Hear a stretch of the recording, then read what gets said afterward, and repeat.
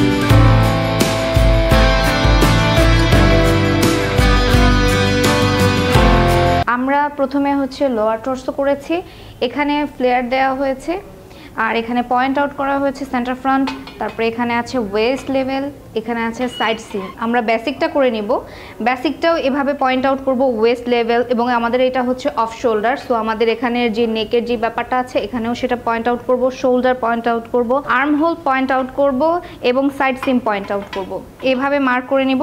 আর এরপরে আমরা হচ্ছে প্লিটের জন্য আমাদের যে মেইন ডিজাইনটা, এটার জন্য আমরা আরেকটা কাপড় নিয়ে আলাদা করে সেখানে আমরা আবারও অফ শোল্ডারের পয়েন্ট আউট করে এরপরে হচ্ছে প্লিট দিব।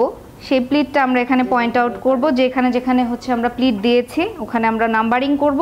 এভাবে আমরা এটাকে শেষ করব, ওয়েস্ট লেভেল, সাইড সিম, নেক, এভাবে আমরা হচ্ছে পয়েন্ট আউট করে লিখে এরপরে প্যাটার্ন করব এবং এরপরেই এই ড্রেসটা মেকিং করা হবে।